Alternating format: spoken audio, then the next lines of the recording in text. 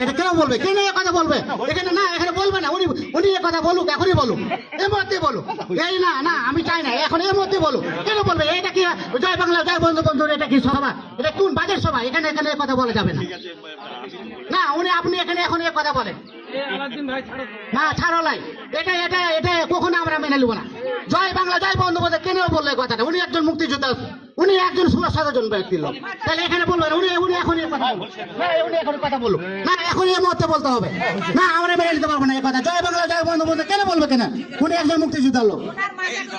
হ্যাঁ বলেন, আপনি এখন এই মুহূর্তে বলেন। হ্যাঁ বলেন, এখন ঘটনা হলো স্লিপ অফ মাউথ। এটা হলো একটা বাংলাদেশের জাতীয় স্লোগানের মধ্যে পড়ে।